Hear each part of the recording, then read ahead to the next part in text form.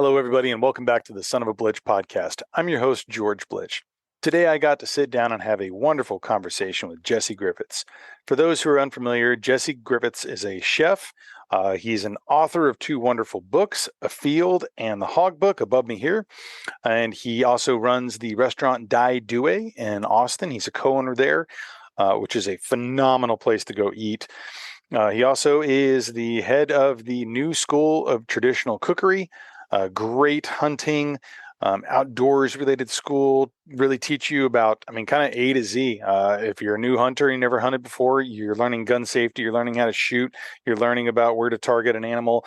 For those who may be more experienced, kind of the latter side of that thing, as far as, butchering, cooking, putting together, packaging your meat for different meals, and just having a wonderful experience.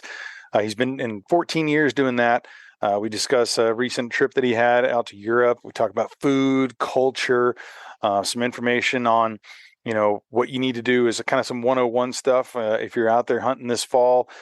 We had such a wonderful conversation. We covered so many great things. Jesse is just a great man, wealth of knowledge, and we talk about how sharing that knowledge is an important thing too. And he does just that in the myriad of all the things he's involved with, including his time with MeatEater. You've probably seen him on the television show there, as well as the podcast, Joe Rogan's podcast, a lot of different places that you may be familiar with him. And if you're not, those are all wonderful shows and interviews I highly suggest you check out. Jesse's just a great guy, and it was an honor to have him here on the podcast today. And I know you guys are going to really enjoy it. So check out the links below for all the different things that he's involved in. Go check those out, please. I think you're really going to enjoy it. And without further ado, here is the podcast with Jesse Griffiths. Hey, Jesse, how you doing today, man? I'm great. How are you? I'm doing fantastic, man. It's nice to be able to sit down and do some this interview and this podcast, and we talked about it for a little while. So it's really great that you're joining me today, man. I appreciate that. Absolutely. To be honest, I'm just doing it because you got such a big blackberry patch out there, and Yeah. and I'm ready to come ransack that thing come next May. You keep sending me pictures of it, and so I'm just trying to sweeten you up. Well, I appreciate that. At least you're honest about it, and Yeah.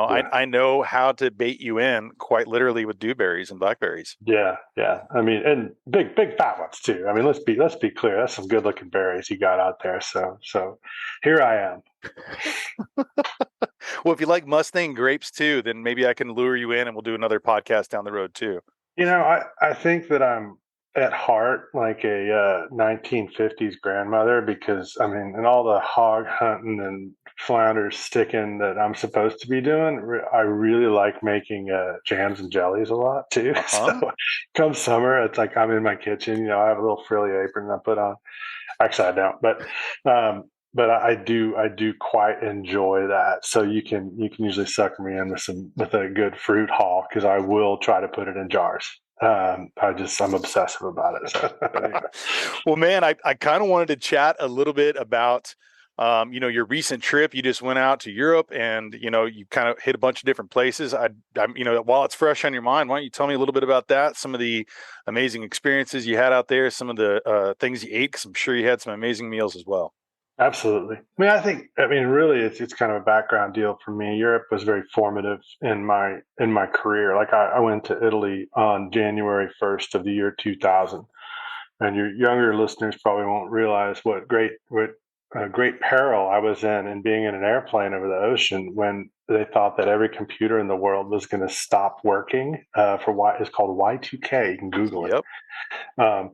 So I flew on. I was there at like the first day of the century, and I landed in Italy.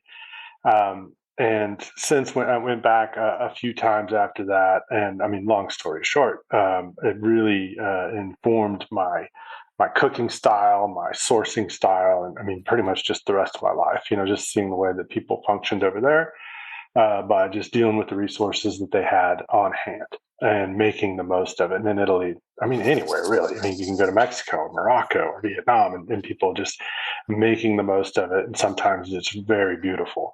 And that was the first time I'd really seen that. So going back to Europe after quite a long time, just got busy and I hadn't been. And so finally took this trip, went with my girlfriend, with my daughter, and both of their first times to be there.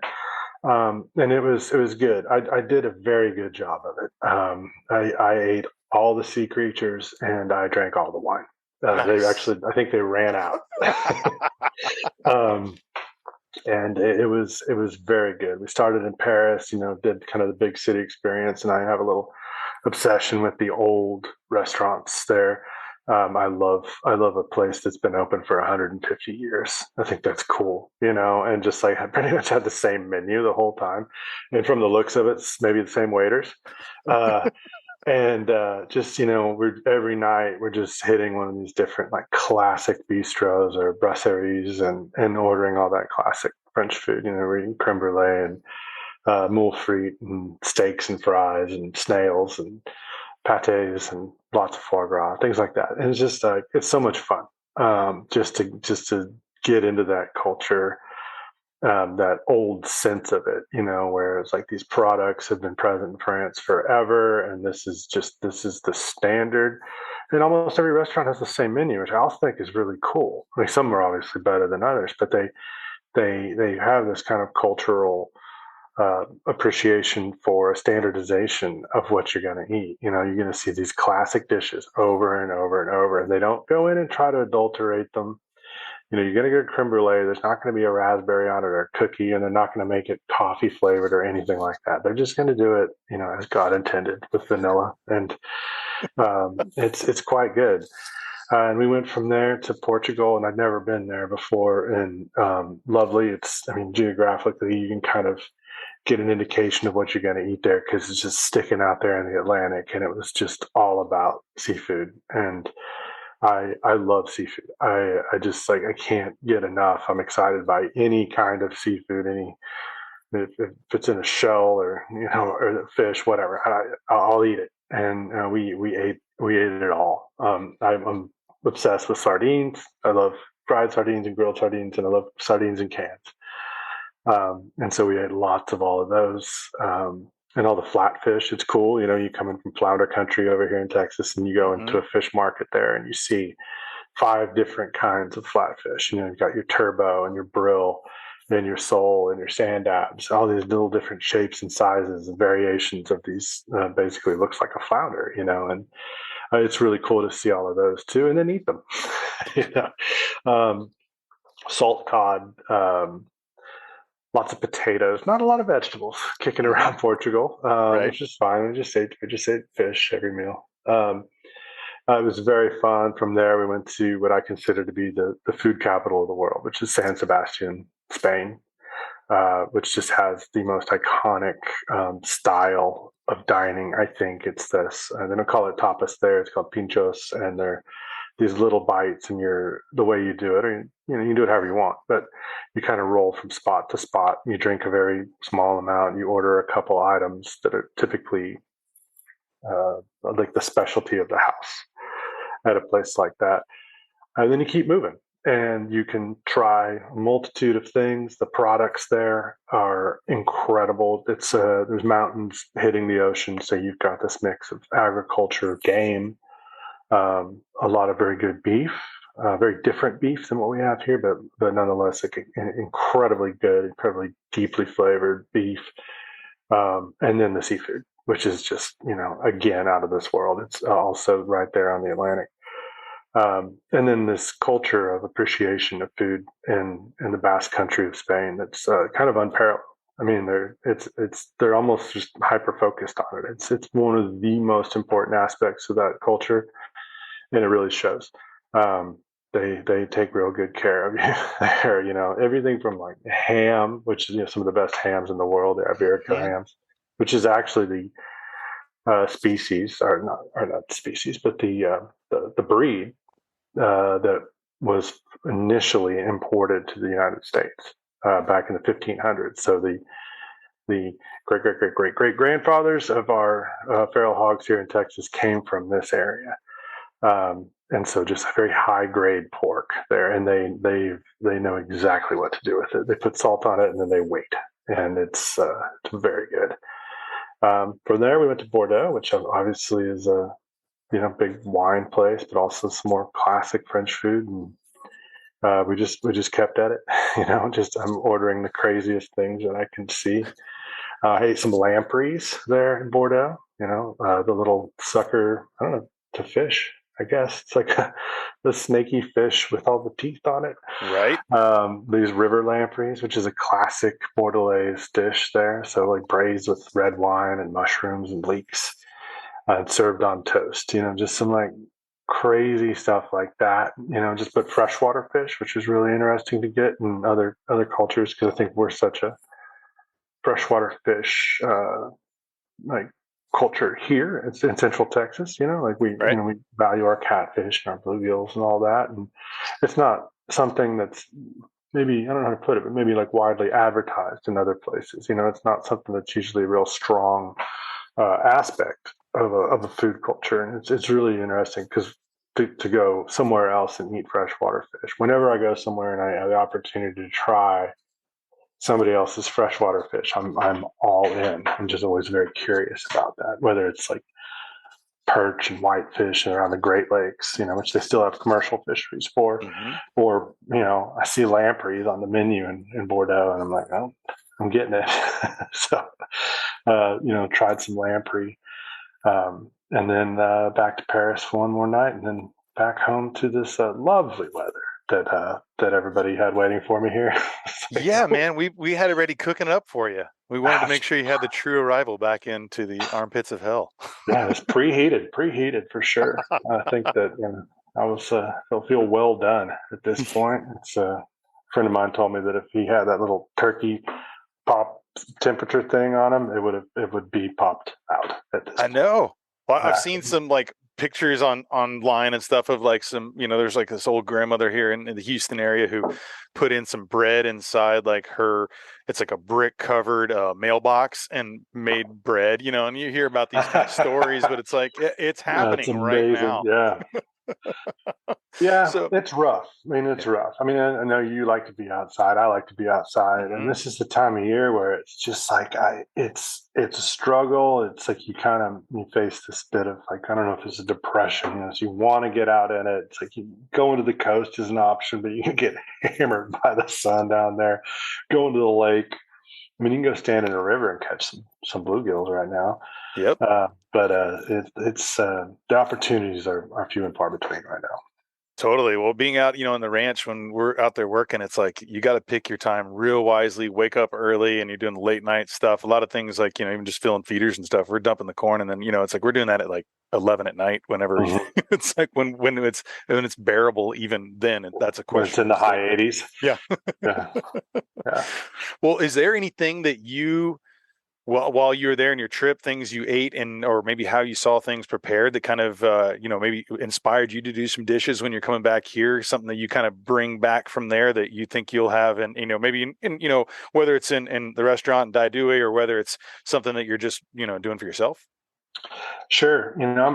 I'm really familiar with most of those cultures' food already, and I've already Right. explored a lot. And there's a couple new things that we have, but mostly it's just kind of like you're kind of hitting the reset button on just tasting food in another beautiful place and with maybe a language that you don't understand very well, um, and around people that are living that every day. And sometimes it's I think more than a specific or an acute um, recipe or preparation or something like that. I think it's more of a overarching attitude or just to remember why and how people enjoy food in different places. And it's always just such a nice perspective, to think that, in Portugal, 6-year-olds eat sardines all the time, so it's like, it's not gross, it's like, whereas, maybe they would think certain aspects here are. And I think it's just, for me, it's always just mostly about perspectives and eating fresh food. And I mean, it just always makes me kind of reinvigorated about our goals as far as the businesses and the things that we do, but be it Dai Due, the new School of Traditional Cookery, or books, or whatever we're working on. Just like we're on the right path, because you can see how these food cultures interact with their resources, um, and it's a beautiful thing. they've done it in some really great ways. I'll tell you, I did experience this one very cool thing. It's not about food per se. It's kind of ancillary to food, Mm-hmm. but it is about it was something that happened in Portugal that we witnessed that I thought was really interesting as far as management of game, or not really game, management of animals. And that we lucked into going into this hike up in the national forest. There's only one in Portugal, so we were in that one. I've been to every one of them, every Portuguese Check it national off the forest. list. Yeah. What you're doing, but I'm over here going to every one of them. So we're up there and we're hiking and literally swimming in these waterfalls, which is quite nice, quite cold also, which I'm missing right now. Right. But we happened to be there on the weekend of a wolf festival. So all the locals, and these villages are ancient. They're still made out of these stone houses. They're still like little aqueducts running under the streets. There's these crystal clear streams in the mountains, and I mean there's running water and electricity, but these houses are, I don't know, 200 or 300 years old probably. Right. And there's a lot of they raise a lot of beef up there, and there's a little bit of agriculture. And it's classically had a bit of a wolf problem. And in fact, we were able to see a wolf trap where they had this giant V constructed on the side of a mountain. And at the end of it was a pit, a rock lined pit that was really deep. And they would bait it with some live goats or sheep or whatever and entice the wolves to get in there. And then they would drive the wolves down into this pit. And this was, going on probably a couple hundred years ago. And then the way it was described to me, that the people and the government kind of came to the consensus that they needed to stop killing the wolves. But the problem is that the wolves are still eating calves and still inflicting some financial damage on the people there. And so their solution, which I just found this totally fascinating, their solution was to once a year, and we happened to be there on this weekend, is to have this wolf festival. And it was so special to be there for that. So what the purpose of it is this town throws this festival, and it draws in mostly locals and other Portuguese. There's very few international tourists there, but there's a lot of people there. And it's a big party. The way it was described to me is that they stay up till like 10 a.m. There's a lot of singing, there's a lot of dancing, there's a lot of drinking of this stuff that's like, I tried it. It was good. I don't know if I could drink it till 10 a.m. But that's what they're doing. It is a full-on mountain party done in their style, and very, very cool. And they raise a bunch of money. They're selling art, they're selling food, they're selling beer, they're selling whatever, tickets to get into this thing, and they're raising money. And then the funds from that go to help people who have lost livestock to the wolves. And I was just like, I was so taken by that. Such a positive approach to it, a harmonious approach, but it was an approach also not inflicted on them by a government, but their own idea. To say, hey, we actually want the wolves. We know that the wolves are inflicting harm on our these herds. And it's very high quality beef. They probably can't afford to lose any of that, but they are willing to take the loss. But then they figured out how to literally monetize the wolves to pay for the loss. And I was that kind of unique approach, and that just entirely positive approach, which I understand can't be applicable anywhere. Sure. I don't think we're going to have a Laredo Coyote Fest any time soon. It just doesn't work that way. But just to see, again, perspectives on things and the way that it affected beef production, in this instance, really, really interesting to me. And I think that's the best thing about travel, is just seeing how other people do it. I love it, because I think the worst thing we can ever do is assume that we're ever right, and it's cool to go and just see. Not to say that, like I said, that solution is going to apply anywhere, but they figured something out, and I was like, that is a really net positive solution to that. Absolutely. That's it's incredible what you see in traveling different cultures. I mean, as you know, I used to travel around and visit with indigenous elders and kind of put together their life stories and words and messages and just kind of, be a conduit for that, and just seeing how all the different cultures operate, and kind of bringing it back to what you're talking about, like where you were, and in certain areas where like food and that culture and like the focus of not just like, okay, we got to order and it has to be here quick and we got to go, and like you're sitting down and enjoying your friends and your family and all the things that are around you that come to the table that are kind of, local for the most part there too, because it's like those that, and it kind of, that just reminded me of probably just that connectivity that you have too, of like with Dai Due. And if you can kind of talk about, your restaurant there and the idea of like that, I feel like there's an embracing of the culture there. I mean, when I went there, I don't know how many hours we were in our table, but we would just get food and enjoying it. And it just felt like I don't know, it was a transition to another kind of place in time, and like being able to enjoy all these different things from Texas that were from that region. Some stuff that was, wild animals that, obviously kind of go through the USDA process and things there too to get to the plate, but having things that were grown around and, growing around. And it was, that was something that was special. I know that kind of, locavore, whatever people want to call that, movement, that's something that as far as that culture and everything was important to you. And I think still is there. And if you can maybe kind of touch that and how you connect to that idea.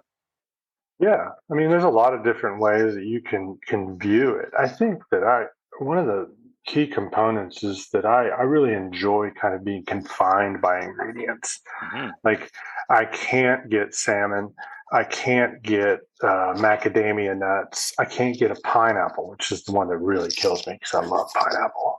Um, Actually, I take that back. We grew a pineapple once. We grew this tiny little pineapple. Anyway, so it was fair game. It was fair game. I love that. Just like your your palette, your color palette is defined by what people are growing, what the weather is, and what the region can support, and then you kind of start to create your own language from that. And we're really late to the game in a way in this country as far as abiding by that, because we've always had a bounty and we're a relatively modern country too. We didn't come about until, I mean, in its current incarnation, only a couple centuries Yeah. at this point. So all these other food cultures have had centuries and centuries and centuries to develop what they have resource wise and then fine tune that into these cuisines. But on the other side of that, what that does is it gives you a blank slate to kind of create whatever kind of food culture you want here because it is new. And to say, hey, let's just take all the ingredients that we have.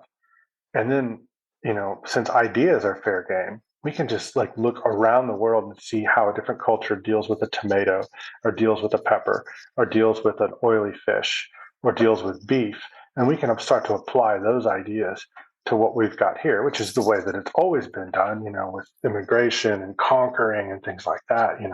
Like Spain is a great example of that, where, you have some French influence, you have Carthaginian influence, you have Celtic influence, and then, of course, you have the Northern African Moorish influence, all combining to make this amazing cuisine that is rooted deeply in the history of the people plus the ingredients. Sure. And so here, even more so, we're able to utilize a pretty wide array of ingredients. I mean, like I said, we don't have everything, but it's not nothing. It's pretty cool. And even this is probably the hardest time of year. We're the next 2 to 3 months are the hardest time of year to try to assemble something in Texas. It's like even the tomatoes are done for a minute. We're between the first and second crops, and so our palette is a little bit limited right now, but what it does is it enables us to just pull every trick in the book out culturally from all these beautiful cultures that have come and settled here, and contributed their ideas to our ingredients. So I mean, we have obviously Mexican culture is just deeply, deeply rooted in South Texas and Central Texas. I mean, for that matter, Vietnamese culture is too. Starting in the '80s, you just really saw an influx of people coming from Vietnam, which I consider to be one of the finest cuisines in the world. Yeah. For being a country of that size to make such a hefty and indelible contribution. And so we have the benefit of all these great ideas and influences, and then a somewhat constricted array of ingredients, but still at the end of the day we have plenty to work with, even in the hardest times. And that's when you learn to preserve. So right now, if you like, I was at the restaurant yesterday morning. It was very sunny. It was probably around 11 in the morning, and every sunny spot out in front of that restaurant and behind that restaurant had sheet trays of peppers out there. Because the sun's good for something right now. Yeah. It's like, and what it is, it's like, you want to dry a pepper, we're talking like 6 hours. It's going to be done. That thing is just microwaved. But that's great. Now we've dried the pepper, and the pepper's good for years. We've preserved it. We can rehydrate it. We can turn it into a powder. We make our own paprika, and we have a variety of different peppers drying right now. So preservation is really key as well. And preservation can mean a lot of different things too. It's old school, like drying something in the sun, which is probably like the oldest form of preservation, all the way to what I consider is also in bounds, and that's throwing it in the freezer, or pickling it, and so whatever it takes. And so right now, it's kind of slow. We don't have as many customers, but we have all these summer bounties kind of coming in, whether it's garlic, or when we do get some big tomato crops or green tomatoes or peppers or things like that, it's time to preserve. And so we are doing a vast amount of pickling. We have to make all of our bread and butter pickles and all of our dill pickles. We have to make all of our pickles that go on our cheeseburger within probably a 2 or 3 month stretch for the entire year. Yeah. So we are buying hundreds of pounds of cucumbers at a time. The walk-in is just packed. You can't walk in there. It's just like, it's so full of pickles and everything that we're just trying to put up. But that's the fun of it too. And I think it's just like, that's the challenge. And it comes with, over time, you start to develop this sequence, this schedule throughout the year. And it's like, we need to push through. October's the tricky month. It's like, you think things are about to turn around. It's just like the weather. You're like, oh, it's October. It's about to... No, it's not. No, it's not. I'm sorry. It's still going to be pretty hot. You might get that odd cool front that like everybody just stands outside and absorbs. But, the produce still doesn't show up. And then in November, it just starts popping again. And then by December, it's incredible, and it's just that cycle.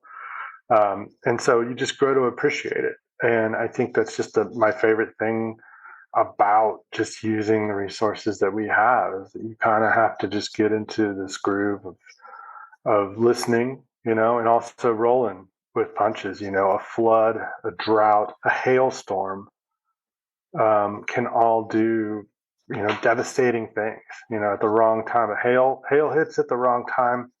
It can take out an entire year of the wine industry. Sure. It can take out an entire peach crop. And by that, I mean like of the whole region. If we get a massive hailstorm when the flowers are still on the trees, and then there's nothing to turn into a fruit. One night it can happen, a flood, drought, high temperatures, all these things, So this year, it's pretty good. It's a rainy spring. It got hot really fast, and the real casualty of that was the tomatoes went away real quick. They just don't like it. But we in Texas have 2 distinct tomato seasons. So the fall tomatoes, they'll be here. It's like, just no BLT on the menu for a while, but it'll be back in the fall. So are there some, like, it sounds like tomatoes, cucumbers, obviously you're doing pickles. Are there some other staples like for your restaurant that you are kind of like, some of those things? I know, like, down in South Texas, there are some amazing citrus. And I know you kind of get the big bags as you're going through too. That's how I kind of grew up too. It's like every time my uncle would come and show up, we'd have massive bags of like grapefruit and things like that coming to us. My family lived down in the valley there too. But so I figured that maybe citrus is one too. Is there some other staples that you have from Texas that are kind of like those go-to that you may preserve or prepare throughout the year? Sauerkraut is a huge one. We will make tons and tons of sauerkraut. And that's usually around November when the first cabbages start to come in. And then again, hundreds of pounds of cabbage will start hitting because we have a great pastrami sandwich and we have to have enough sauerkraut for that thing to go year round. Yep. So, yeah, citrus is a tricky one. Citrus has been something that, first off, it's a very popular item. And if I got to do the elevator speech on the restaurant, I often talk about iced tea. And you'll be able to identify this with the property out there. Our tea is made out of yopon holly. So we get green tea, we get black tea, and we make our iced tea out of yopon. It's the only native plant in North America that contains caffeine, and it produces a great tea. Most people want a lemon with their tea. In the past 3 years, we've probably had lemons for about 2 or 3 months. And that is because of 2 devastating freezes. And then there's also some really bad citrus diseases happening in the valley. And so when you're monoculture, when you have a lot of the same thing in one area, it's really apt to, get sick. Yeah. We've learned that.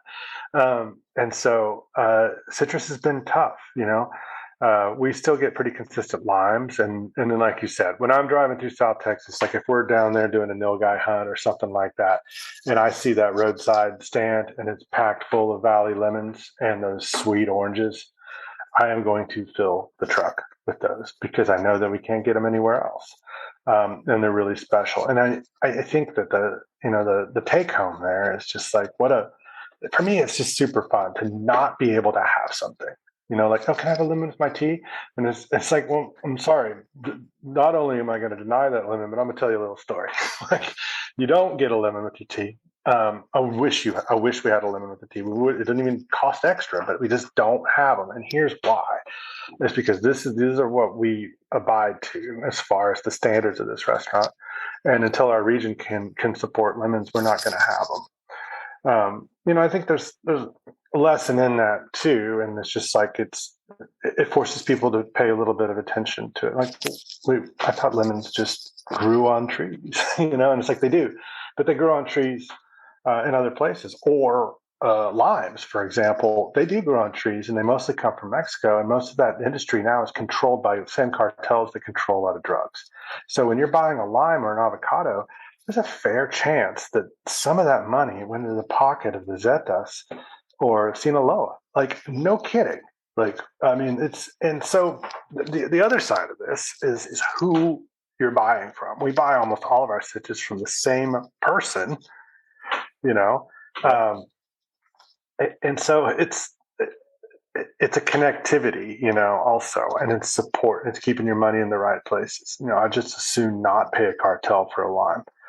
Just assume, get my organic limes from the valley, from GNS Groves, where I know where the money's going, and so forth. So, and that applies to beef, and that applies to oysters, that applies to everything. So, I think it's just a really unique opportunity to highlight those, and that all came from, can I have a lemon in my tea, right? And then also, the yopon, which is not invasive, but it's omnipresent in a lot of East Central Texas. It grows everywhere down there. I personally love yopon because it doesn't have thorns. Because like a lot of the other stuff that grows on the trees here will hurt you, and yopon you'd have to struggle to get hurt by yopon. It's a relatively soft plant, so it has my appreciation. So where are you getting that if it's not a trade secret? I mean, is this something that there's someone who gets this and distributes this, or is this something that, foraging yourself? I mean, I'm sure you probably do some foraging too, but a little bit. I mean, not for the restaurant. The thing is right. Like there's multiple sources for yopon.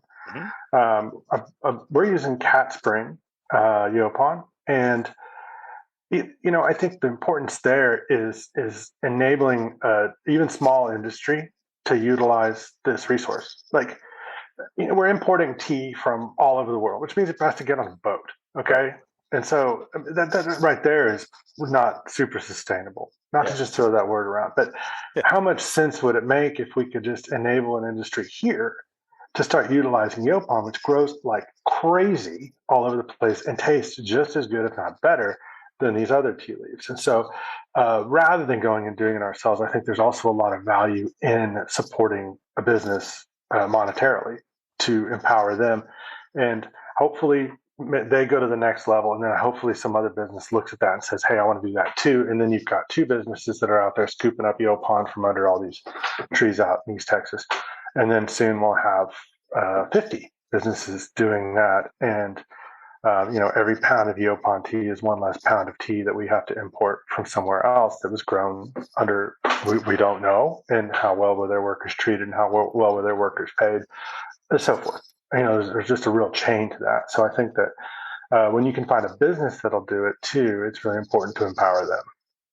Well, and I feel like there's kind of like a good pivot here when talking about like wild hogs. You talk about like businesses that, we can help to sustain, our economy here, our workforce here, something that's local as well. And then, we have something and kind of on a flip side there, it's like we got an invasive species that is causing, billions of dollars of damage throughout our country. But it's something here that many people utilize as table fare. And I mean, you've kind of had a good portion of your career has been something that you've been bringing about the awareness of how delicious wild hog is. And, there's a lot that you kind of obviously with that as far as information and education and some entertainment there too, that you're kind of, teaching folks as well. And while it's something that, you can't just go and get it and put it easily on your restaurant floor, there's definitely some steps and things you have to do to make sure that you go through all the regulations and such too. But maybe if you can kind of talk about it, your idea of why that is important, that we are saving the world by eating wild hogs. Right. I mean, that's a gross exaggeration too. Right. And I'll admit that It's a because great there's going shirt. to be, yes, exactly. Because there's going to be a guy at A&M that's going to be like, you're never going to eat your way out of this problem. And I'm like, yes, sir, I know. Like, but However, my role in it is I'm not concerned with the live hogs. I'm concerned with the dead hogs. Like, if you want to eat a freshly dead hog, then I'm your guy. Like, that's where we can talk. And you can kill all the hogs you want and do whatever you want with them. I don't care. But if you're curious about it and you want to figure out how to utilize them, I think that's where we step in. And I totally understand that we're not going to use, bolt action rifles to get our way out of this issue that we have with this very effective invasive species. But I've always viewed them as an incredible resource. I mean, it's almost just a hyperbolic resource in that it's so destructive and so just so generally bad that you have to take it out. You need to. And then what a gift it is that they are edible, because what would it be like if they weren't? Like if they were completely inedible, which I've also been told they were, which is news to me. So I think that they're really fascinating in that, but I also think it's a really complex problem because as much as, I'd like to turn the whole state into a giant hog factory, there's some issues with monetizing them or adding too much value to hogs. Some states even experimented with banning hog hunting for a while to see if that worked, because they felt that the hunting of them was encouraging people to stalk and move them around, which was what happened here originally. Mm-hmm. Somebody in West Texas is like, man, I'm sure bored in the off season. The guy in East Texas is like, hey, I got a solution for you. I got a couple pigs in a trap. And at the time, not thinking like, oh, this is the worst idea. So, to like bring the first two pigs over to this county. Now, granted, most of it happened naturally, but some of it happened because of hunting. And so I think some states looked at that and they said, hey, let's try this. Did it work? No, it did not work. But no, the rampant demonetization or the devaluation of hogs didn't work. I mean, it's gonna require something a bit more severe. Now, poisoning severe, I don't know if that's it either. But eating them, I don't know, but I do feel that as a protein and as a cultural resource, it's a very viable thing to have in the restaurant. And I really think that if you go to a restaurant, sometimes it normalizes things or just it puts it in a context of like, oh, hey, and if we could put that out to the public, like, oh, these things are good to eat, and then maybe this person's not a hunter, but maybe their neighbor is, and he's like, hey, do you want this hog leg? And then they're like, you know what, I've heard and I recently had, and the exoticism was removed, or the preconceptions or the things that they assumed about it, the negative things. And then I mean, yeah, I'll take the hog leg, and then that's shifted over, and then he has more room in his freezer for more of it, and then maybe another pig can die. You know what I mean? Like, I think it's just an incremental thing, and it's an education, and it's going to take the whole team on board for that. And so I think that, between biologists, I mean, basically what I'm saying is people smarter than me need to work on it, and it's going to be biologists, parks and wildlife, people on the front lines, um, as well as people in the food industry like myself, all simultaneously working on this issue. People that work in feeding mass amounts of people, be that in schools, in prisons, whatever. It's just like, let's find a home for the meat, but we have to walk that very fine line of not getting to the point where people are considering them to be so valuable that they're making more of them. Right. Well, I mean, I've seen, there's a lot of even like, high fence operations, and, we kind of saw that there too. And, the hunting show that where we met up at, where they had like a funneling system on the outside, and Mm-hmm. they're baiting inside, and then they're bringing them in, and then they're, monetizing a hunt, which is, however people want to see that and view that, they're these local hogs that are around, and they're bringing them in, and then there's, a charge for hunt, and then, help them butcher and stuff and have some meals and things too. And, there's a lot of people who were there during that particular hunt who had never had that before and had that experience. And then obviously at the very end of this hunt for this television show, you came out and, cooked 4 different dishes, all of which were absolutely delicious, and really kind of give people an idea of the variety of, things you can do with them. Because I mean, I know, right above me over here, the Hog Book, it's the hogbook.com, where people can go check that out. There's so many different ways that you talk about, preparing them, and you have them kind of sectioned up in the idea of like age class, or, weight class rather, as far as, sour or boar. And, maybe if you can tell me, just talk to folks a little bit about your book. But I was kind of getting to the idea there that it seems like there's a lot of people who they're like, oh, we're going to monetize this problem, and then, being able to offer these hunts. But then at the same time, it's like, well, you're kind of funneling through and taking them out. It's like some people may, disagree with that, or, some people may agree with it, but it's a very complicated issue in our state. Mm-hmm. But I think the bottom line that I'm seeing, as far as, an end user on my side, is I see them, I am trapping them, I am shooting them, and I am eating them, and I am sharing them with people, because it's a very, very amazing tasting animal. And if you're doing it right, and like even those big boars, oh, those are horrible. I've cooked up some 250 pounders that were delicious. So, Mm-hmm. if you can maybe touch to your book and maybe just talk to folks a little bit about that, and, Yeah. the James Beard award-winning book as it is too.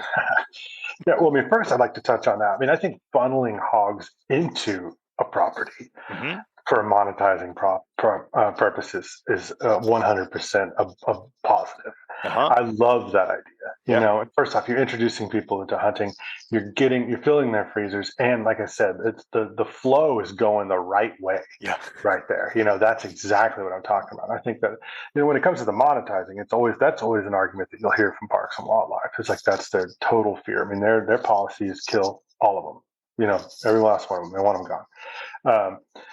And so I do love that, and that they're able to get hogs from neighboring. And I'm sure the neighbors love that. Yeah. Pulling Yeah. hogs off the property into where they're put into the food system, and then they can go and buy my book, Yeah. and then utilize that. And which we wanted to do that, but because there was just such either a lack of information or a surplus of misinformation about hogs in general. And I think that the thing that I used to approach the creation of that book was I just listened to everyone's questions, And essentially, that book is just a litany of answers to all these questions. And I heard hundreds and hundreds of questions over the years. I'd be doing a class on venison, and everybody raised their hand and be like, "What about hogs?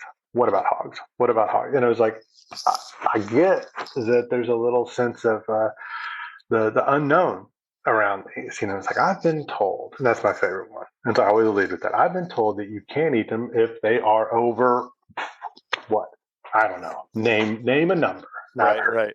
My favorite was 120.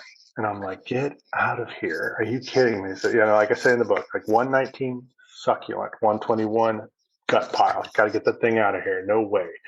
It's just that last little bite of acorns just put him over the edge. Yeah, man. Or dewberries even. Yeah.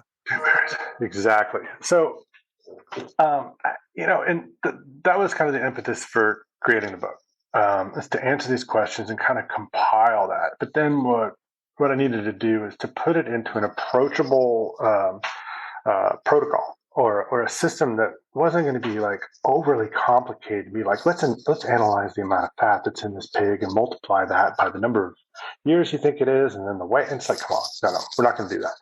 The question I would hear a lot, besides the weight, is like, what's your favorite recipe for hogs? And I was always like, I try not to have this snotty answer about that, but I'm always like, I'm confounded by that. I'm like, are we talking about a 3-pound piglet that you got in the trap, or a 275-pound boar that you shot last night with thermal? One of those is going to go on the grill, and one of those is going to get turned into sausage. I'll let you guess which one. So there is no omnipresent universal recipe for hogs, and it's not like a deer. I mean, you could even look at an elk as a giant deer. And you're going to cut it the same, and you're essentially going to cook it the same. Cooking times might vary, but it's such a kind of consistent animal, no matter what the size. If it's a 60-pound hill country doe or a 300-pound elk, you're really going to kind of approach it in a fairly similar way. Hogs aren't like that. And so needed to create a system, a very easy system, generalized system. And that was just by size, small and medium. And then when they get bigger, they kind of branch off into large boar, large sow. And so your large sow is typically going to be a little more fatty. Your boar is going to be typically more lean and can have some of those stronger flavors, super gamey, or it can be utterly delicious. But we try to just include recipes that would conquer all. And just a real simple equation for everyone to look at. Like, oh, this hog's, about 60 pounds, moderate fat. And it's like, intuitively what part of the book to look in. There's a butchery diagram to approach that size of pig. And the smaller the hog, the bigger the cuts. The little pig, you kind of miss 7 pieces, and that's it. The medium hogs, there's a little more variety that you can get, and then you get into a large sow, and then sky's the limit. You can start doing all these cool cuts with it, and so forth. And so, just try to categorize it as such, and then have the comparable and applicable recipes following each of those. We do some stories. We talk about trapping. We talk about hunting at night. Talk about some techniques with hunting hogs, and it was well received, and I'm glad, because the reason is because everybody kind of told me what to do. Like I said, it's like it wasn't created in a vacuum. I just was listening to hunters like yourself and just everybody. And, they would ask me a question. Maybe I didn't know the answer at the time, and we tried to figure it out, or maybe we would really develop a plan over the years, at New School of Traditional Cookery, where we're cooking a lot of pigs, or in the restaurant where we're having a lot of success or not a lot of success with this, and able to kind of refine these points, but always hearing those questions. And I call it a constituency, and it is. I mean, it's like, I think that, the hog hunters of the world, it's a constituency right there. And like listening to them. And so they kind of wrote that book, in a way, through their questions and inquiries and curiosities. And so I was able to just go through and use a bunch of compiled information and experience from that, and create it and repackage it and put it back out there in a digestible format. And you kind of worked on that for quite a long time. I mean, I know that you worked with Jody because he was possibly the photographer in your first book, Afield, and we can touch on that in a minute. But this was something that you took. Was it 10 years that you kind of put things together? It was quite a It might while. have been close to 11. Really, the bulk of the work was done in the last 2 years. Right. But there's some photos in there that were very old. Obviously, you can be like, "That's the same dude." He looks young. Yeah, he looks young. What happened? Did he only eat hogs? Like, did that guy eat cobbler for breakfast? Maybe. Maybe. Absolutely. Dewberry. Yeah. Anyway, so yeah, like it took a while. It was definitely a compilation, and I'm glad it took a while. I mean, sometimes those things need to, and it's like really learning and refining something. But at the same time, it's like I don't want to be typecast as the hog guy. Right. It's like Right. I killed an embarrassingly low number of hogs last year. I mean, I was mostly like taking other people, and I think my daughter killed more than I did, which wouldn't be a lot. But still, we're still in the game, and still the restaurant plows through a bunch of them. I mean, we utilize a lot of feral hog there, and it's part of the reason you go there, to eat wild boar, to eat axis, to eat nilgai, and lately aoudad. We've started. It took me a while, but I'm starting to get. I mean, we're getting legit inspected aoudad in there. Aoudad is kind of my next pet cause. I don't mean to get away from hogs yet, but they suffer from the same thing. So many people are telling me how bad aoudad is. Oh yeah, you can't eat those. Yeah. Are we eating the same aoudad? Like, oh, you can't eat a big ram. I'm like, what did I shoot something else? Like, I'm not really sure what I'm eating over here, but it's quite good. And then I started to realize, and you have to be careful in these approaches too, because you don't want to talk down to people. Obviously, I've been cooking for the majority of my life. And it's a skill set that I have. Like working on the engine of my truck is not in my skill set, but it is, however, in somebody else's skill set. And I fully acknowledge that, right? And so you start to realize that when you hear the same things over and over, it's more of an endemic problem in probably preparation and cooking and styles and oversimplifications sometimes when they're cooking game. And I think the aoudad really personified that a lot for me, because I would always follow up that aoudad question. And this would apply to hogs a lot too. In Texas, when and we're going to generalize here for a moment. When a man says, "I cooked something," he cooked it on the smoker. Like, how long do you cook it? It means how long does it go on a pit? And the pit is an amazing cooking apparatus. I'm not about to speak disparagingly of the smoker. Sure. I get run out. I'll get my citizenship revoked. Back to Portugal. Yeah, right.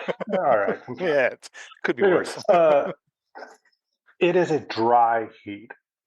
And without fat, a dry heat is a very tricky way to cook something. It's a very tricky way to cook something lean. It's a very tricky way to cook something that's lean and tough. Now, lean and tough doesn't necessarily have to be negative. It's just you have to understand what you got to do to that to make it not lean and not tough. And so I'm finding that a lot of times with aoudad, they're approached in the same way that you would approach venison, which is not as tough. Aoudad can be outrageously tough. Even the backstrap of an aoudad, when you're cutting it raw, you have to use more force on your knife. It is just a stronger meat. I mean, just look at that animal. It just looks tougher. I don't know, something about being able to run vertically just kind of like metaphorically makes that animal tougher, right? Yeah. And so the animal is a bit tough, and we're speaking figuratively and literally now. That thing, it's just a tough animal. And so you're going to have to approach it differently. I've had some luck grilling the back straps, nice and slow, but getting a good char on the outside, cooking a medium rare, and then slicing them very, very thin against the grain. and the flavor. And that's where I am kind of confounded. It's the flavor. To me, it's great. It's maybe less strong than deer. Maybe I'm only eating aoudad out of the hill country, and they're not eating the same things that the West Texas aoudad are. And I would absolutely, you know, put that out there as maybe there would be a really definitive difference in taste. The aoudad that I've had, and to be honest, I've probably eaten less than 10, but they have all been good, all of them. We're serving them at the restaurant right now, and notably though, we are getting in smaller ones. So we're bringing in lambs and ewes, but we're also getting whatever we can take or whatever we can put our hands on. And so I think we did get one larger ram also, but we're just grinding them. And then somebody be like, "Oh, that's just cop out." I'm like, I thought we wanted to just eat them, right? We want to eat them, right? And we're making a kefta, which is like a lightly spiced ground skewer. You just grind it. We grind it with onions and allspice, parsley if we have it in season, and then we put it on a skewer and then we grill that. Very, very simple. You know, we'll add in a little bit of pork fat in there just to moisten it up a little bit, but the flavor on it is incredible. It's very, very good. And so, you know, again, it's we've got this invasive species that's misunderstood, and if we can just take it and put it in context and show people how you can do something with it, then that's great. And like I said, what I really saw with the aoudad especially was that I think more than the hogs, it was cooking techniques where people were going wrong. And when you make these little discoveries, it's not to shame people, but it just helps us educate in a more effective way. It's like, okay, I think that what we need to do is step away from the smoker first off and get the crock pot out. Like that's where we need to go, or the smoker and the crock pot, but not just the smoker. You know, but every once in a while somebody will have success on the smoker. And then cheers, great, you can do it, you nailed it, you know. And it's like, it's not the easiest thing, but for me, I think it's really about how do we educate the most people on the most effective ways of cooking things most of the time. And that's usually, I'm going to be like, okay, here, this is the easiest way to make this thing good, you know, is to do it this way. And sometimes it's just grinding it. And there's no shame in that. You know, like ground meat is great. There are so many amazing things that you can do with it. It's kid friendly. I mean, you can. There's this. It's such a great way to utilize it. And if you look at your year, maybe you're going to shoot a pig and a deer and an aoudad, and then just don't think about them as three separate things. Just think about them as a whole. It's like, well, that's a big old aoudad. I'll try to do something with the back straps, maybe not, and grind the rest or cut it into stew meat. The deer, I can do a bunch of different things with them. I got tenderloins and ribs and the neck and the tongue, all these great little pieces off the deer. And then the pig, he's going to fill in with some chops and some sausage and stuff, and maybe some of the pig and some of the aoudad will go into a sausage together. And so maybe start to like look at it from a perspective that's a little more holistic, or maybe you're looking at your whole year as far as what cuts you're going to use and what cuts you need and what cuts your family enjoys. Well, those are all great points, man. And there's something that I saw a lot of in your recipes, and that I wasn't ever doing before, but it was like brining the hog ahead of time. And I mean, with the star anise and all the wonder, I mean, there's some amazing things there too. Is that, I guess let's throw a scenario out there, because this is kind of part of the first chat about like a wild game series. I got some other chefs coming on too that we're going to kind of talk about that. And I'm trying to do this each fall, and so this kind of opens into that. And let's say someone takes a hog here in Texas, and I mean, I know that it can vary in size and everything else there too, but I know that one thing I saw on one of your videos a long time ago was that you're using like contractor bags to, just kind of right at the start, like how are you treating the meat to where you're going to be able to preserve it in the best way and later use it? Because I know some people, they just throw it on the ice and it's sitting there and it's getting wet. And, I think that there's certain folks who don't, maybe they're just going to go drop it off at the processor, and that's fine. And, but for those people who are wanting to even have the best quality meat, if they're doing that, are there some maybe things that you would suggest to folks? Okay, the animal hits the ground.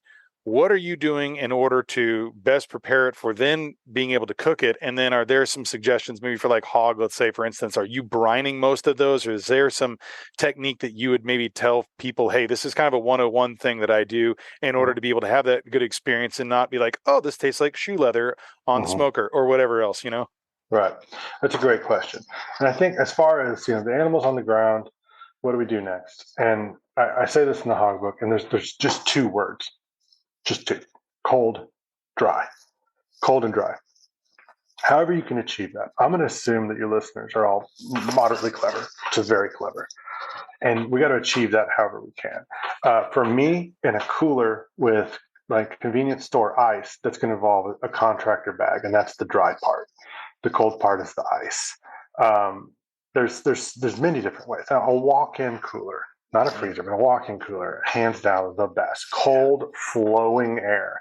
You can leave a hog in there for maybe 2 weeks, and just keep an eye on it. You can leave a deer in there forever. I recently had a 6-month aged deer leg, and it was phenomenal. No problem. You can let those things hang forever. They don't look great, but once you cut that outer part off, Yeah. I digress. Cold and dry. So however you want to achieve that. Now, and again, it's kind of like the smoker. After having a lot of conversations, you start to realize that we have almost an emotional response to game sometimes. Let's think about the word that we use when you get a hog down. What do you need to do? You need to clean it. And what kind of things do you clean? You clean dirty things, right? And so how do you clean a dirty thing? You wash it. You need to get it wet to get the dirt off of it, or whatever you associate with dirt, whether that's bacteria or a generic word like germs, something like that. So we need to clean that animal, right? And by getting it wet, it is a very natural response to that, and I completely understand it. It makes a lot of sense, but you're actually enabling a lot of bad things when you do that. It's a vector for bacteria, moisture in any form, in ice and water. It also affects the texture in really terrible ways. And I think that some of the best ways to put it, and I always talk about this in the class. I can use brisket in context, like anywhere. It's great. And brisket is great. Would you go and buy a beautiful Wagyu brisket and then take that out of the package, or maybe you bought it fresh? It's got some age on it, totally marbled. It's going to go on the smoker for however many hours is appropriate. 19. Okay. Are you going to just put that on ice in your cooler? No, you would never do that, because that meat's not clean, or not dirty. It's already clean, right? For some reason, because in our minds, we would never do that. We would never buy a couple beautiful aged ribeyes and throw them right on ice. Also, because they would turn gray and start to become waterlogged. And when you put them on the grill, the first thing they do is not going to sear; they're going to steam, because all that additional water that you put into the muscle has to come out in the form of steam. And you're going to interfere with what's called the Maillard reaction, the searing, the caramelization, the natural sugars that are present in that meat. You're going to interfere with all that. So keeping things dry has a lot of reasons. It's quality. Also, just when you're dealing with it on the cutting board, when it's just flopping around. If I had a feral hog shoulder that had just hung in a dry walk-in versus one that had been sitting in ice, on the cutting board, they're going to look drastically different. Just notably. And one of them is going to look really unappetizing, and that's the one that's been on ice. It's going to be floppy, soft, gray, hard to cut. And then when you go to make sausage with that, all that water will exude at some point. When you grind it, when you cook it, it's got to come out of there. And then when you freeze it, you're freezing all that water that's in there. You're exploding even more cells. You're going to have more water loss from that. I can't begin to say enough how we should not be icing ice water. And I've heard crazy things. I had a guide that worked for me. He said his family used to put hogs in bleach water. Again, the hog is dirty. How do you get it clean? Simplistically, you clean it with the thing that makes things clean, and that thing is bleach. So a mild bleach solution in order to clean the hog. And it's deeply ironic that you're going to introduce something that's so bad for you to take away some perceived thing that's bad for you. Yeah. So cold and dry. The contractor bags are a rudimentary and simple way to keep things mostly dry. There's still going to be some condensation. They still insulate to an extent, so they will actually slow the cooling process down a little bit, but it's the best thing that I've discovered for a cooler situation. Like you've got access to ice and a cooler and you got contractor bags. That's the best way to do it, just to keep it off ice. One of the best cooler methods that I ever used was the Yeti ice packs, which freeze below freezing. I had a bunch of those. I shot a medium-sized pig, was able to fit into a 35-quart cooler once it was broken down. I layered those in there with the hog, and that was phenomenal. The quality of that was incredible. I was very happy with that because it kept it so dry, very, very cold and very dry. And it came out and it was almost like it had been in a walk-in. Nice. And so I think that was a really beneficial way to do it. If you've got a cold night, which is like what does that even like? Do those words even have any meaning to us at this point? I mean, for reference, if you're revisiting this podcast, it's hotter than you can imagine here right now. It's probably like 108 in the shade. Yeah. In the shade. Anyway, but like a cold night, there's been times where I've scheduled hunts around cold nights, thinking like if I get something, just string it up. That's a great way to do it. If you've got temperatures in the 30s or 40s, then that's perfect, because it's usually accompanied by a little breeze, as long as it's not wet. Like I said, cold and dry. Achieve it however you can. Contractor bags, unscented contractor bags. Yes, please. I've seen the lavender and the whatever it is, and it's like, that's not going in my cooler. Maybe you're into lavender. I mean, it's like you got the marinade started. We're going for a little bit of the south of France vibe, maybe a little bit of rosemary. We already got the lavender. There's a whole new approach to this now that we're, maybe there's a business here. No, we'll start selling like contractor bags that are, pre-seasoning, pre-seasoned contractor bags. It's not the worst idea. I've had worse. Yeah. Then after that, and then sometimes people get confused about the brine because they're like, "Hey, dude, you just told us not to put it in water." And I was like, "Yes, but there's one key component in this water that makes everything different, and that's salt." Okay, so salt changes everything. Yeah. I wouldn't go into a brine until I had appropriately aged the animal. And by aging, I mean like letting it at least get through rigor mortis. 1 day minimum. Make as few cuts as you possibly can in the first 24 hours on any big game animal. Like I said, as you possibly can. If you're on a mountainside and you're breaking down milk, you're making a bunch of cuts. Yeah. Like that's where we're at. If you've got a big hog and a little cooler, you're making some cuts. Just keep it to a minimum. That's all I'm saying. It's just like the more whole you can keep the carcass and cold and dry, the better. For a day, let it go through rigor, then start making your cuts. For a pig, 3 to 5 days for me is great. But so much of this is just we can throw these numbers out, and people have lives and they hunt on the weekend, and then they can come back to it. Maybe they have an hour and a half on Wednesday that looks good, maybe not, just do it when you can, like don't beat yourself up. It's like, it's just gotta move at your schedule.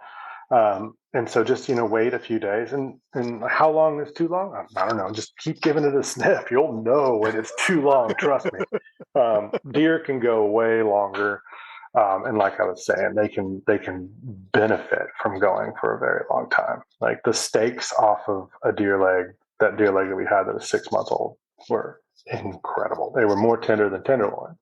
And we're talking top round, eye round, bottom round. These things were just like butter. Very good. You had to trim a lot of oxidized meat off the outside, but once you got to the interior, it's very good. A brine. Let's get back to a brine. So, they're very, very effective. The anise brine recipe that we use in the Hog Book is just kind of a classic in that anise flavor. I think pairs very well with hogs. It kind of tames gamey flavors a bit. There's something to it. I mean, the old spice trade, in Venice, Marco Polo, a lot of the spices were just utilized to cover the flavor of rancid meat. Like that was their purpose. It's like they inhabit a spectrum of flavor that somehow negates that of meat that's just not really that fresh or strong.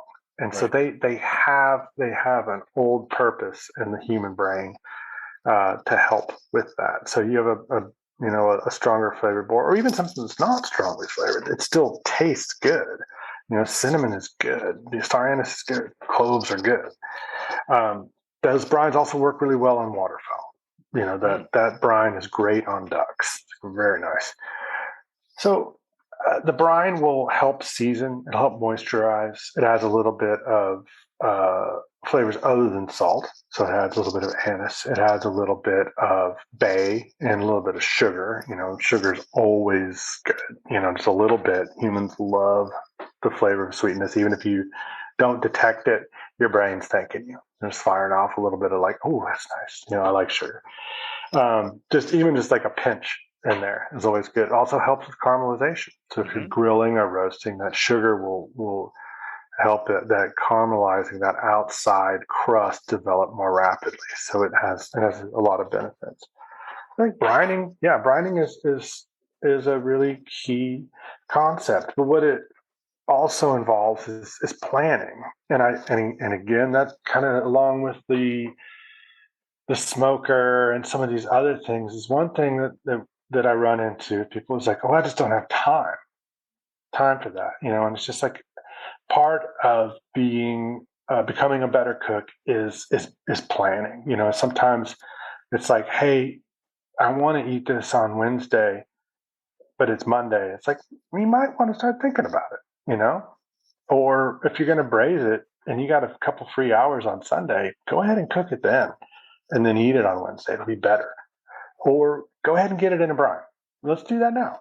Let's get in front of this instead of rushing things. I mean, I don't know how many times I've seen like, hey, we're going to throw this whole hog on the smoker. I'm like, man, it's 6 p.m. Like, what for tonight? When are we eating? Is this the Wolf Festival? Is it 10 a.m. that we're going to be? Is this the Wolf Festival? What is this? Exactly. Yeah, a little 10 a.m. snack. So it's like, I think planning, just thinking. And one, I keep naming all these kind of, it's not like these pet peeves, but just observations. Yes. Time. It's time. It takes too much time. And, let's put it in the context of, I had this conversation with somebody last year during dove season about plucking doves. And he says, that takes too much time. And he'd been talking about his dove leases. Take you to drive to dove lease. It was like 4 hours. I just looked at him and he was like, yeah. I was like, exactly. Like, you're spending 8 hours on the road and how many hours in the field? And then, but that 45 minutes of plucking dove time, just put it over the top. I'm like, I think, and it's a mindset, it's like pulling something out and putting it in a brine or plucking that dove. It seems work. And it's like, but if you can reset your brain to start appreciating these things as part of this awesome process that you love from start to finish. I don't think there's a part of the process that I don't like, from, going up to Academy and buying some ammo to shooting a pig to, coring the anus, not my favorite part. Yeah. Yeah. I mean, I'll be frank. That's probably my least favorite part. Skinning, gutting, I kind of love it. I like sitting around with my friends. I like to drink a little glass of sparkling wine. Yeah. With my pig skinning, my pig gutting. Why not? And I quite enjoy that. And then it hangs, and then I like breaking it down. I'll pick a day where I have a couple hours, and you put on a podcast, you get a cup of coffee. If we can just reset our mentalities, I think, a little bit to enjoy these things that are gonna happen. It's like it's gonna be part of it. But if you really want to enjoy it, I think that sometimes you have to like kind of be like, oh, okay, you know what? This thing that I used to kind of hate, like, or thought that I would hate, is actually a quite enjoyable part of that process. And at the end, it just has to be done. I mean, people go and fill feeders for hours and hours and hours, but it's like I, I'm not gonna. I'm not gonna skin the head of a pig. It takes too long. I'm like, what, what is time? Relative to what? Right. Relative to what? It's just like we spend so much time doing these other things, and it's just like I watched a crazy video yesterday, and it was in Chinese, and this guy was cooking a camel head. He bought it hair on, and he meticulously took the hair off, scraped it, washed it, scraped it, washed it, then boiled it, opened it up, knocked the teeth out, scraped the palate, did all these things. There was hours and hours and hours of preparation. It was fascinating. And then finally he got it down to this thing, and he made this very intricate sauce, and he simmered it very slowly in that. Then he took it out. Then he made this other very intricate sauce and poured it over and had all these chilies in it. And then they had this giant camel head on this plate, and he poured all this sauce over it. And then a group of about 8 people stood around, and the sounds that they were making they were enjoying themselves so much. They were eating so quickly, and they were like, and they were complimenting him. And this is all in Mandarin or Cantonese. Yeah. I don't know. They were complimenting him, and they would toast, and it was just like they ate the whole thing. And I mean, it had to be less than 10 minutes. But he granted, he bought this camel head. I don't know if I've ever said that sentence before. He bought it. He didn't even go out and go to the lease and fill the camel feeder. He bought So it tall. and then spent. I mean, it had to be all cooking times included, 8 hours, and then they knocked that thing out in a mere fraction of the time that they had spent in the preparation of it. And it was all for that. That was all the payoff. And these people, they looked so happy. And they just like the way they were eating. It was visceral. And I loved it. I was like, this is really cool. It's just like, he didn't mind putting in the time. For him, it was just like, oh, these people are going to be so happy when they eat this. This is going to be so good. I'm going to sit here and scrub this camel head for an hour, like with steel wool. Yeah. Wow. It was incredible. It's just like little things like that, those little cultural perspectives that you can learn from. And I was just fascinated by it. And I was like, this totally applies. It's just, what is time? How long? I mean, granted, I don't know if I'm going to be like, I'm not Googling camel head right now. Like, I'm not super excited about it. But as a lesson, I was fascinated. Well, that is fascinating, man. I mean, and I think as I've kind of matured, if I could say that, as through my hunting years, and now it's a lot of times where and I think you kind of maybe touched on a little bit too, like with your daughter there and too, and like I'm on another part where I'm excited to be able to introduce people to hunting. I know what I'm going to get each year, usually at the ranches, and we saw an odd ad pop up, in South Texas there on the property. Wow. Like, oh, that could be interesting. Yeah, just that was pretty wild. Pretty far east. And we had an emu in Central Texas there. They escaped, right? Well, because they used to have, for those who didn't know, there was a large populations of emus. There's farms here in Texas, and eventually the market bottomed out horribly, like it was cryptocurrency or something, and like everyone just threw them out into the wild. And so there are still some that come around, but there may be the surprises that we get, but I kind of know what I'm going to get. But I'd love seeing people get their first animal and kind of walk them through those types of steps on how they can better, just to be able to have the most premium experience that they can. A lot of it is the steps that you take along the way, and it is time. And some people might just be like, I'm going to go drop this off at the processor. That's fine. That's what you want to do. The time is not there for you, but a lot of my friends were like, okay, well, that thing that you guys cooked, what'd you do? Well, that's a process. The brining was, 18 hours beforehand. And then there's this, and then, you're slow cooking. We do the smothered chops a lot. from the Afield, I believe it was. And that's something that we definitely share with a lot of folks. And that's a game changer for a lot of people who I don't like hogs. I don't like, they're big hogs. We just leave them for the, the gut pile. And it's like, nah, there's some other things you can do with them that are true game changers. So that's one that it's kind of like a gateway, dish for a lot of folks, for us. But I think there's so much to be said about that time and what you can put into it. And I think, it is relative. How many, hours a day are people in traffic? How many times are you waiting around, or you're just scrolling through your phone, or whatever it is? It's like, if you look at the time, that extra 45 minutes of plucking dove is nothing for what it can get you. Yeah. And I mean, I'm not trying to shame or guilt or anything, but I think that it's out there. And sometimes it just takes a little perspective shift for people to be like, oh, I mean, I could get more enjoyment out of it, or this is the way. I just find it to be the whole process to be inherently enjoyable.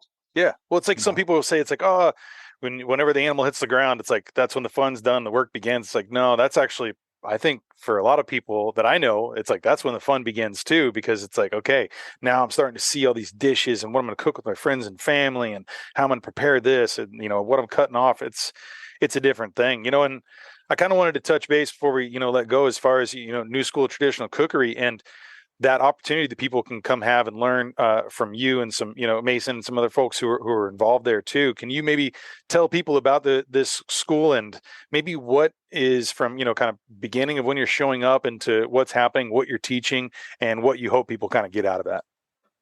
Yeah. I mean, it's designed to just be a very one-on-one, start to finish program. If you've hunted before, or you're an experienced hunter, it's then the focus is usually on the butchery and so forth, the cooking, the breaking down, the packaging, and we go in very deep on that. And if you've never hunted before, then it's start to finish. We start at the range, safety, shot placement, how to select a hog out of a sounder, all these things. What deer we want to shoot, and management principles, and flora, fauna. We're talking about trees and grasses, and we're talking about artifacts and all kinds of things, and how this all ties in to this experience. And while you're there, we're only eating game from that range. So we're going to be eating deer and hog, maybe ducks. If we, last year it was great, because Mason, who's our head guide, you had him on your podcast. I mean, incredible guy. Does very, very adroit, very, very talented, capable person. He'd find some ducks and be like, hey, and it's such a great position to be in as a quote unquote outfitter, and be like, hey guys, I don't think we should hunt deer tomorrow. Like, if Mason says that we're going to get after some teal in the morning, I would do that. And we would go out there and knock some teal down. And then we have hog, deer, and teal on the menu. And we can show you how to wax to that.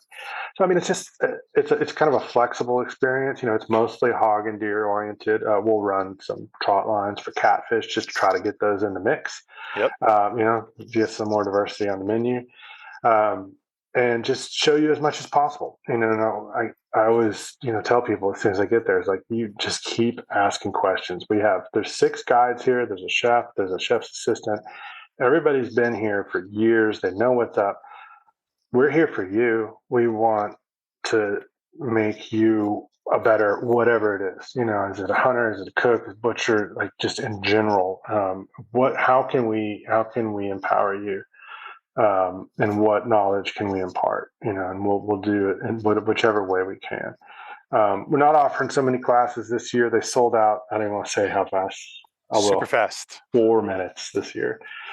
It's crazy. It's just like, we just can't keep up, and we're due to, the schedule and, holidays and restaurants and so forth, that we're able to do less classes than we've ever done this year. We are partnering with TWA on a class this year, and so there'll be more information about that forthcoming. So we did actually hold one class back, which should be news to some people. And that's Texas Wildlife Association. Correct. Texas Wildlife Association, and there is a seat available to that class. It might have already sold. I'm at their auction. Over this last weekend, I think. Oh yeah, that's right. I was in somewhere, Paris. So I hope it sold. I'm sure it did.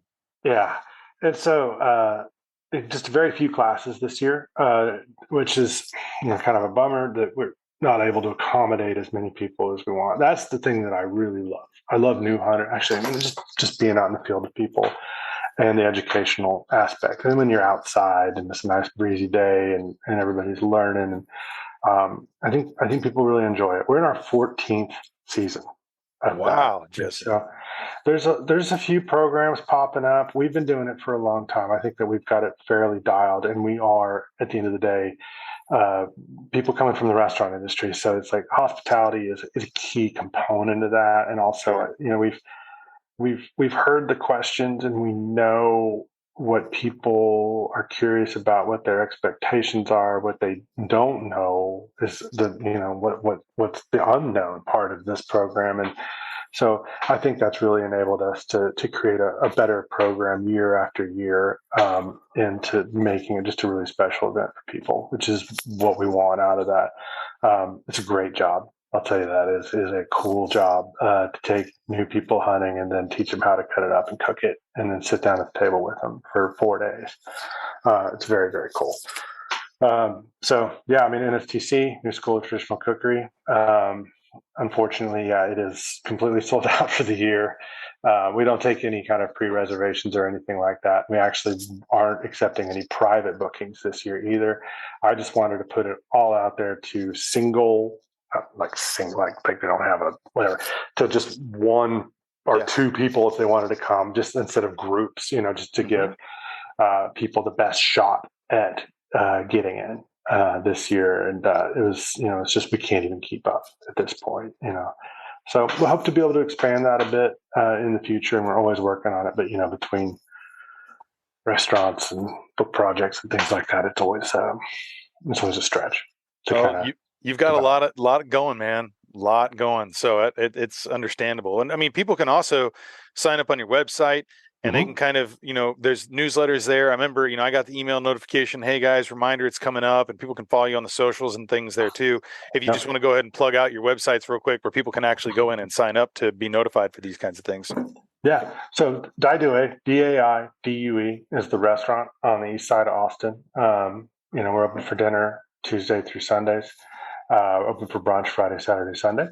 And that website also has a New School of Traditional Cookery page on it where you can go and sign up for the mailing list and get a lot of information about what the classes look like, kind of more of a timeline on it. Also contact information on there. To get the Hog Book, it's thehogbook.com. Pretty straightforward. You can get some Hog Book, some Hog Book merch, which I see that you also have. Thank you. Oh, yeah. Yeah, you will. Afield, my first book came out a long time ago. You can get that from my man Jeff Bezos over there. He's got plenty of them in stock. That's probably you can also buy it at the restaurant. Yeah. You can also get the Hog Book at the restaurant. You can also get the Hog Book. The only other place that you can get it is on the MeatEater store. Yeah, the MeatEater.com. On their book section. So we're proud of that too. That they liked it enough to put it on their store. I think, follow us on social, Dai Due. My personal is Sac.Lait, SAC.A.LAIT. It's the Cajun word for crappie. Crappie. That's connection there, huh? Yeah. Is that one of your favorites? It is. Yeah. I have an obsession with crappie. I love them. They're the coolest fish. Well, we can't even start on that at this point. Oh, I know. We're ending this. We'll have to do it again. If you'd like to come on another time, there's a lot of things I want to talk about with you. Obviously, we got some, maybe to be continued. We'll give us some teasers. Drumming, Questlove, MeatEater. There's a lot of different things there too that I definitely want to dive into. So if you're down, we'll do a version 2 sometime if that's cool. Sounds good. Good deal. Good. I'll bring you dewberries as a payment. There. I want to pick them. I got to be out there. There you go. There you go. Cool, man. I'll send you some Onyx files then. How about that? I love it. Well, one last question before we go. You can kind of just give us, your thoughts of like your legacy. What do you want how do you want to be remembered, in the professional and the personal, aspect there too? And, just kind of what's your thoughts there on your legacy? I mean, that's a great question. I mean, I think for me, I love education. I love imparting any knowledge that I have. I feel more and more and more willing to share as the years go on. Sometimes when you're young, you want to keep it, and then as you get older, sometimes you're like, hey, no reasons. Let's get this out there. And I love sharing knowledge. I also love gaining knowledge, and so I think that I'm to a point where it's going to be really important not only to just teach people, but teach teachers, and I think that I would like to be in a position someday where our programs were so good or so effective that we could start not only, having clients come in and learn, but having people come in and learn and seeing the people flourish that are working for us. And that goes for the restaurant and NSTC or anything. And I think that's really important. It's just to kind of keep that going, because we're at an important time as a species. I think we're doing some things poorly. We're doing some things in really great ways too. And I think that, stewardship, the outdoors, connection to food, connection to our resources, in my mind, is some of the most important aspects of being human. And we need to kind of sometimes, I know that I need to get over myself sometimes and just think hey, what's the best thing for everyone? And it's our kids, our grandkids, and enabling people to be, positive movers in the future. And so I think it's just you got knowledge, let's get it out there. Well, great answer there, man. Thank you for sharing that. And thanks for coming on and we really appreciate your time and all that you shared. I know that there's a lot that people are going to learn, and we've told everyone where to go. I'll have some links in the bottom here too as well. And yeah, man, looking forward to saying hello in person again and getting over to your restaurant. I know I'm overdue for a visit, so I need to get back there and try some aoudad. Yeah, let me know if you're coming in. All right. All right, I will, bud. All right. Well, hey, man, thanks again. You have a great afternoon, and we'll talk soon. All right, we'll do. Take care. Cool.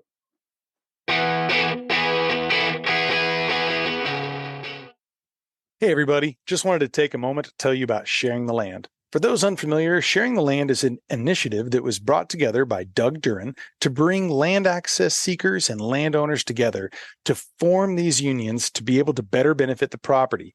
Very conservational minded, but it's also about getting people out there and sharing these experiences out on these properties and having them work in a more uniformed way to better benefit the property and the habitat. My company, Map My Ranch, which I work with Colin Williams, we make maps for people's properties all around the country, right? And one of the things that we do to be a part of this organization is we offer to make maps for the landowners. So if you sign up as a landowner, we're going to go ahead and put together a map for you, which shows your property, your boundary, and maybe any of the things that you want to have labeled. Maybe it's certain overlooks, or maybe it's certain, fencing areas where you're going to have this type of, agricultural work done, or maybe you're going ahead and growing this. Maybe these are some native seeds that you're focusing on. Whatever it is that you want to go ahead and have mapped, we're going to do that for you. That's a part of our contribution. We are a very proud sponsor of Sharing the Land, and will be for a long time. Love working with Doug. Wonderful, wonderful man. And this is a wonderful project. I highly suggest you guys go check it out. And there's a whole team of sponsors and partners that are a part of this that are just top notch. Go check out sharingtheland.com, and also go check out dougduren.com to learn more about all the wonderful things he's doing.